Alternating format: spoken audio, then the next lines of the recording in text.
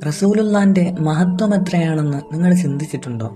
അള്ളാഹു ജിബ്രീൽ അലൈഹിസലാമിനെ അതിമനോഹരമായ സൗന്ദര്യത്തിലാണ് പടച്ചത്. അപ്പോൾ അതിസൗന്ദര്യത്തിലായി പടച്ചതുകൊണ്ട് നന്ദിയായിട്ട് 2 റക്അത്ത് എന്നും 2 സുജൂദ് എന്നും 2 അഭിപ്രായമുണ്ട്. 20,000 വർഷം കൊണ്ട് 1 റക്അത്ത്, അപ്പോൾ 40,000 വർഷം കൊണ്ട് 2 റക്അത്ത് ജിബ്രീൽ അലൈഹിസ്സലാം നിസ്കരിച്ചു.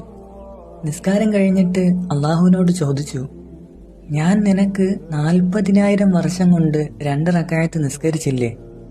ഇതിനേക്കാൾ മഹത്വമുള്ള ഏതെങ്കിലും നിസ്കാരമുണ്ടോ ലോകത്ത്? അപ്പോൾ അള്ളാഹു പറഞ്ഞു, അതെ ഉണ്ട്. അവസാന കാലത്ത് ഞാൻ ഏറ്റവും ഇഷ്ടപ്പെടുന്ന ഒരു നബിയെ അയക്കും.